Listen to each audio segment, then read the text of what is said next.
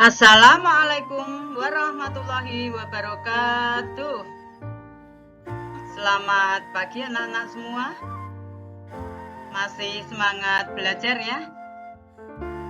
Yuk kita pagi hari ini belajar mata pelajaran IPA Terapan bersama-sama dengan Ibu Sri Darwati SPD.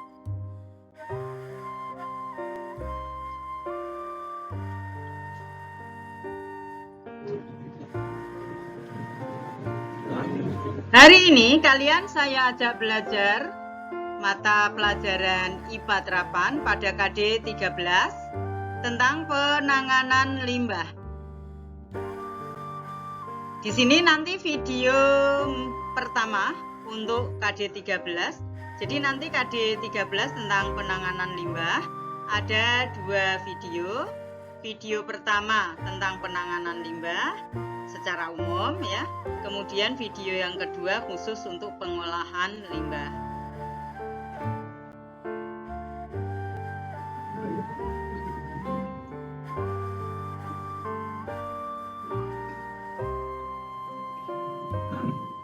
Oke, kita bahas. Sudah siap belajar? Yuk kita kupas tuntas penanganan limbah. Yang pertama A, pengertian limbah. Limbah memiliki arti yang hampir sama dengan sampah. Ada sebagian yang menganggap bahwa sampah itu bagian dari limbah yang berwujud padat.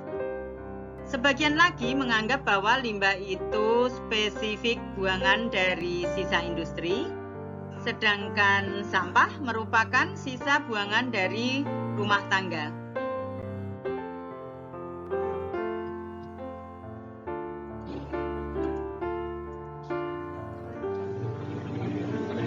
Limbah didefinisikan sebagai segala sesuatu yang berupa padatan, cair, atau gas yang keberadaannya tidak dikehendaki oleh pemiliknya. Limbah dapat berasal dari buangan individu seseorang atau buangan dari rumah tangga maupun buangan dari kegiatan industri.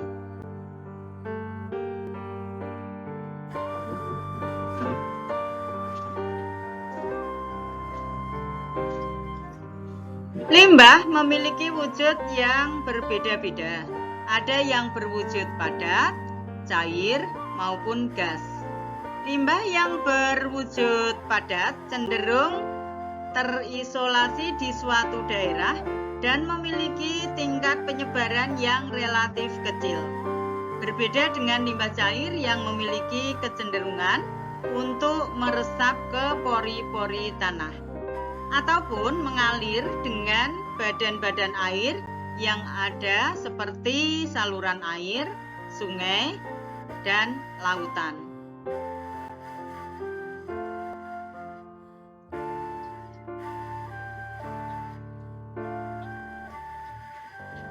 Adapun limbah yang berwujud gas, penyebarannya lebih cepat dibanding limbah cair.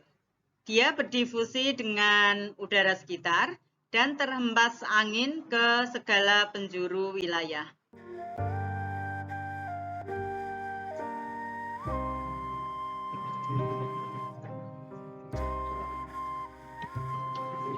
Kita lanjutkan B, jenis-jenis limbah. Ini kita membahas tentang penggolongan limbah.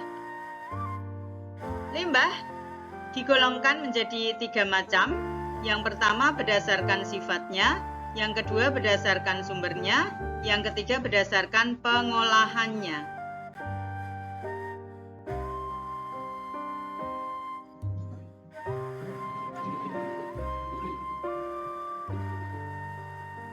Kita bahas satu persatu. Yang pertama secara sederhana, berdasarkan sifatnya, limbah dapat dikategorikan menjadi 2 macam, yaitu limbah organik dan limbah anorganik. Limbah organik adalah limbah yang mudah terurai.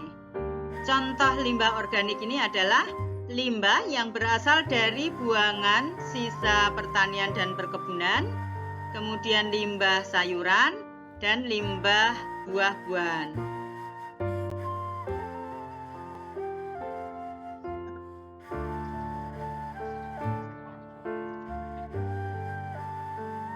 Sedangkan limbah anorganik adalah limbah yang sulit terurai.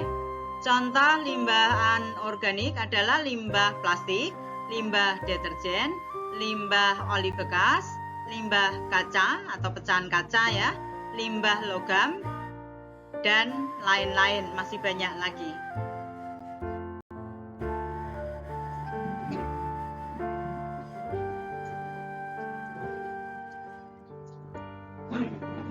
Yang kedua, berdasarkan sumbernya.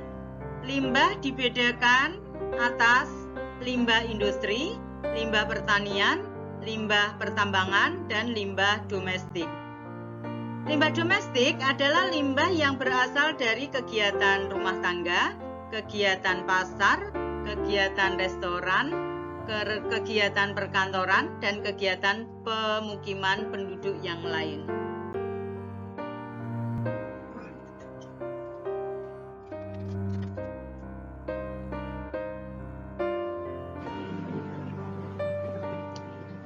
Nah, lihat slide ini, ada contoh gambar limbah industri.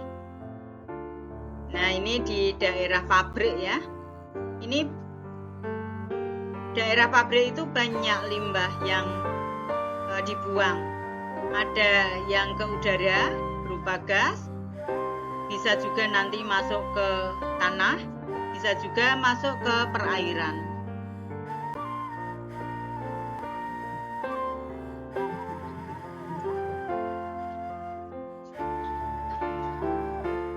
Selanjutnya contoh gambar limbah pertanian. Nah, ini di daerah persawahan ya, biasanya kalau panen padi, nah itu ada limbah batang padi ya berupa jerami. Nah, ini merupakan limbah pertanian.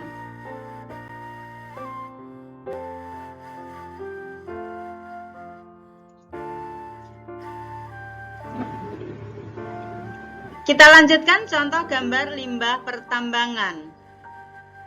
Nah, ini biasanya di daerah pertambangan, ini contoh tambang emas ya.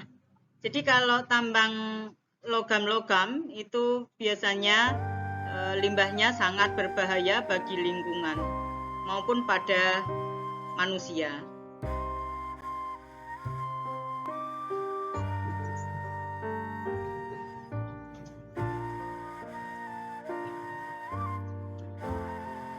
Kita lanjutkan jenis-jenis limbah yang ketiga, klasifikasi limbah yang mengarah pada pengelolaannya lebih didasarkan pada sifat biologis dan kimianya. Oleh sebab itu, limbah diklasifikasikan menjadi beberapa jenis, yaitu sebagai berikut. 1. Garbage. Garbage adalah limbah yang mudah membusuk. Limbah ini berasal dari tumbuhan maupun makhluk hidup lainnya, termasuk kotoran hewan. Penanganan terhadap limbah ini adalah dengan cara dibuat pupuk kompos, kemudian briket ataupun biogas.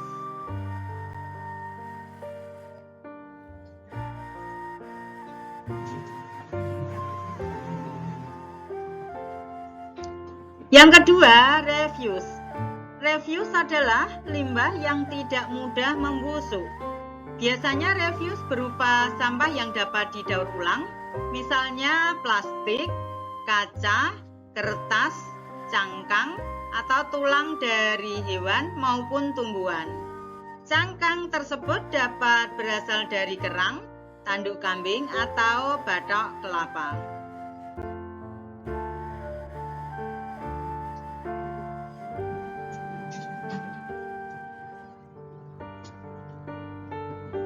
Yang ketiga, as. As adalah jenis limbah yang berbentuk abu dan berdifusi di udara, yang dapat menjadikan udara tercemar oleh partikulat berbahaya. Sifatnya ringan, mudah terbawa angin, dan tidak membusuk.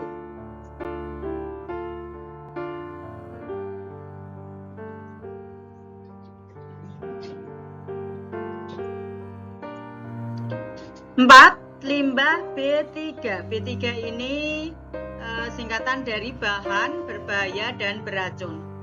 Limbah B3 berasal dari singkatannya ya, bahan berbahaya dan beracun. Suatu limbah dapat dikatakan sebagai limbah B3 jika mengandung bahan yang berbahaya serta beracun. Hal tersebut dikarenakan sifat dan konsentrasinya dapat mencemari lingkungan dan membahayakan kehidupan manusia beserta lingkungannya.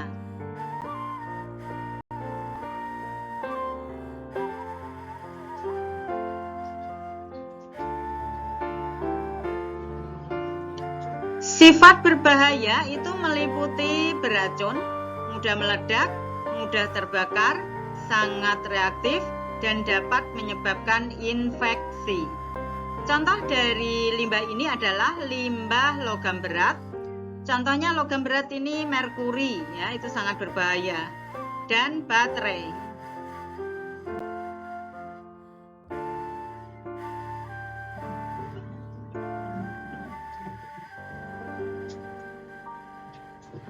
Kita lanjutkan dampak pencemaran oleh limbah. Berdasarkan tempat terjadinya pencemaran lingkungan, terbagi atas 3 jenis, yaitu yang pertama pencemaran udara, yang kedua pencemaran air, dan yang ketiga pencemaran tanah.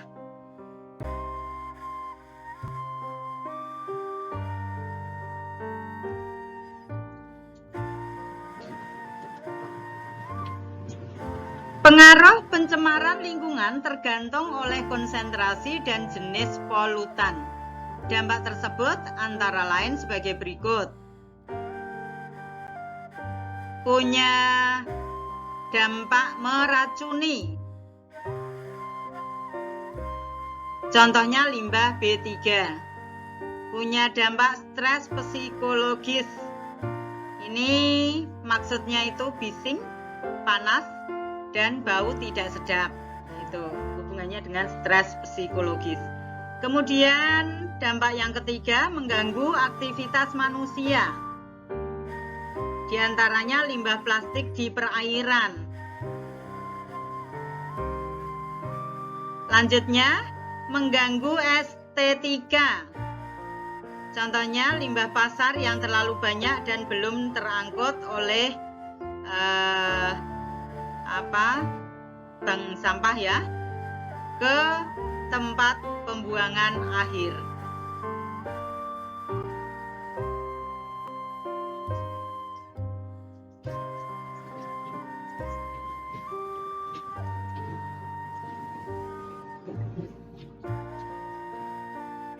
Kita lanjutkan.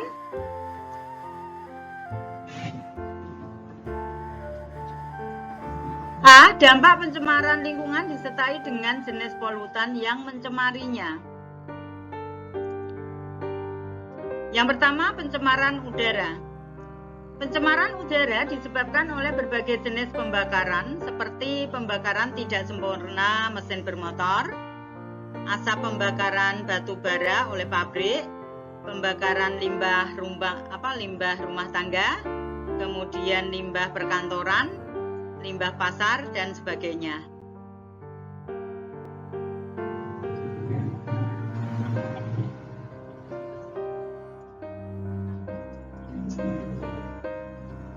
Selain dari pembakaran, sejumlah gas maupun aerosol yang disemprotkan untuk kepentingan kegiatan manusia seperti pertanian, perkebunan, dan kegiatan industri juga menimbulkan pencemaran. Bahan pencemar atau polutan yang terlepas di udara dapat berupa polutan primer dan polutan sekunder.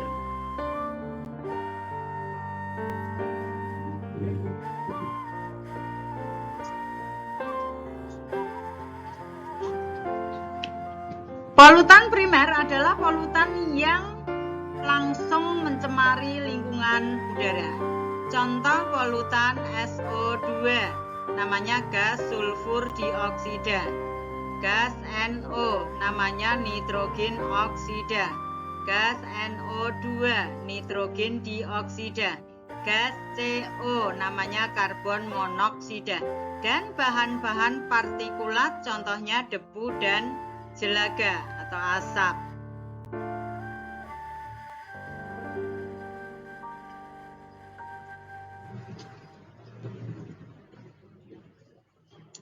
Adapun polutan sekunder adalah polutan yang terbentuk di udara melalui reaksi kimia antara beberapa bahan kimia.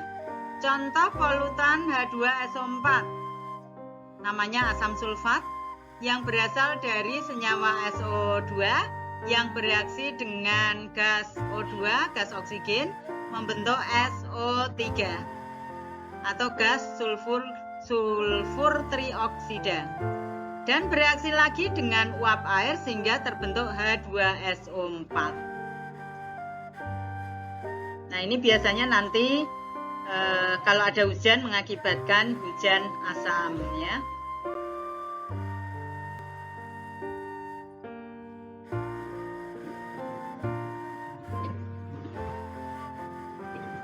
Yang kedua, pencemaran tanah. Pencemaran tanah akan mengakibatkan terganggunya pertumbuhan biota tanah dan unsur hara pada tumbuhan. Polutan yang sering dijumpai pada pencemaran tanah adalah plastik, kemudian senyawa organoklor sebagai pestisida pertanian, hujan asam, dan deterjen. Pencemaran tanah berdampak sekali terhadap pertanian maupun perkebunan. Perubahan metabolisme tanaman yang pada akhirnya dapat menyebabkan penurunan hasil pertanian.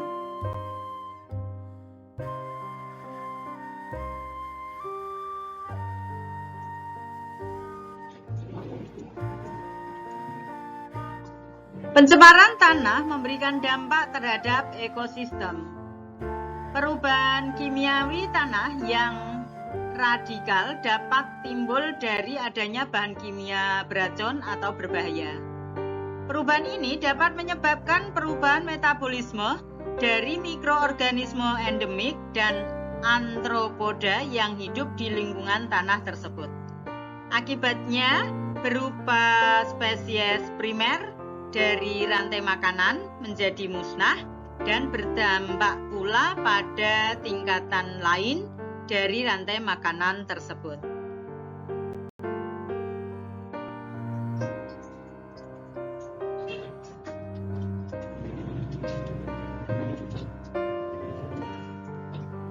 Yang ketiga, pencemaran air. Pencemaran air terjadi jika beberapa bahan atau kondisi, misalnya panas, dapat menyebabkan penurunan kualitas badan air sehingga tidak dapat digunakan untuk keperluan tertentu. Polutan di perairan dapat berupa plastik, deterjen, limbah industri, minyak, pembersih septic tank, dan insektisida.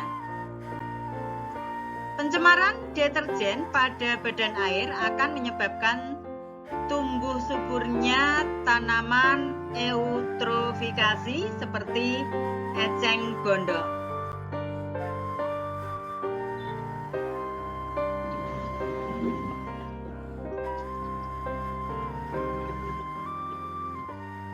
B. Dampak bagi kesehatan manusia. Dampak berbagai pencemaran lingkungan, baik langsung maupun tidak langsung, akan berimbas pada kesehatan manusia. Sejumlah penyakit yang bisa mengancam manusia akibat lingkungan yang tidak sehat diantaranya sebagai berikut. Yang pertama, infeksi saluran pernapasan akut atau ISPA, disebabkan oleh limbah as dan asam sulfat atau H2SO4 dari hujan asam. Penyakit ISPA diantaranya asma dan bronkitis.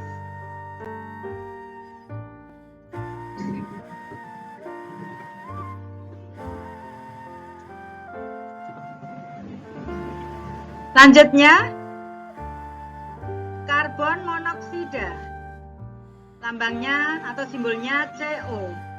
dalam hemoglobin dapat menyebabkan sakit kepala atau pusing, capek, dan gangguan emosi. Lanjutnya, sebagai pemicu sel kanker atau bersifat karsinogenik berupa kromium, herbisida, dan jenis organoklor merupakan bahan yang bersifat karsinogenik untuk semua populasi.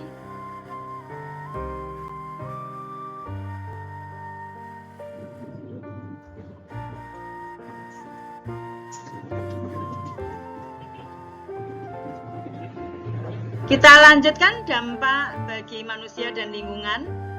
Selanjutnya, terganggunya fungsi organ dalam. Contohnya, timbal dapat menyebabkan kerusakan otak serta kerusakan ginjal.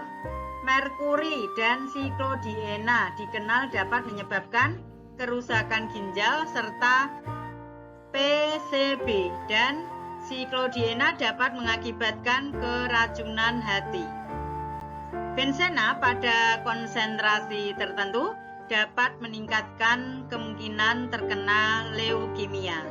Di samping itu, organofosfat dan karbamat dapat menyebabkan gangguan pada saraf dan otot.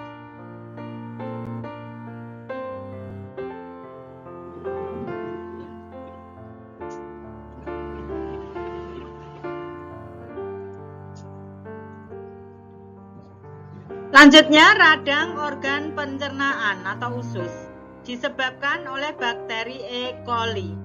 Sebagian besar bakteri E. coli adalah bakteri yang baik dan membantu pencernakan. Tetapi ada bakteri jenis E. coli yang jahat seperti Shigella yang menyebabkan penyakit disentri.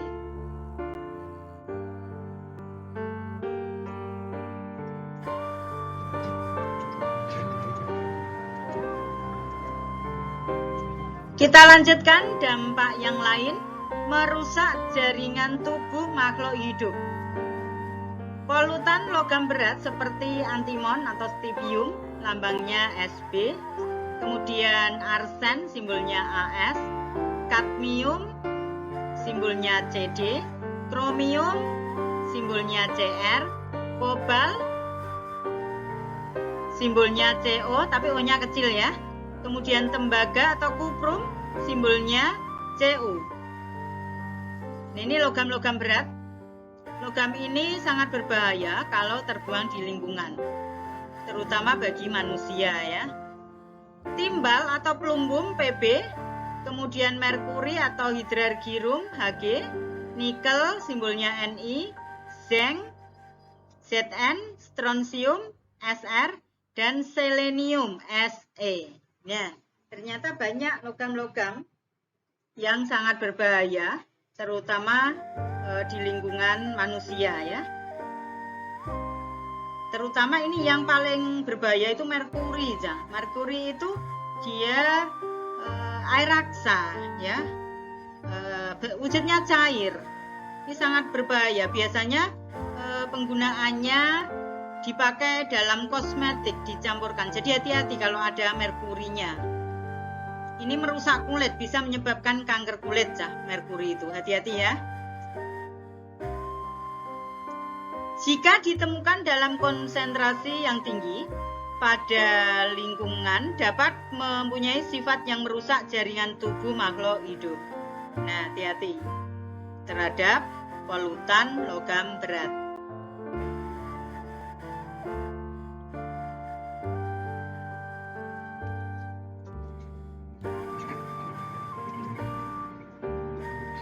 Oke, terima kasih. Sampai di sini dulu untuk video yang pertama.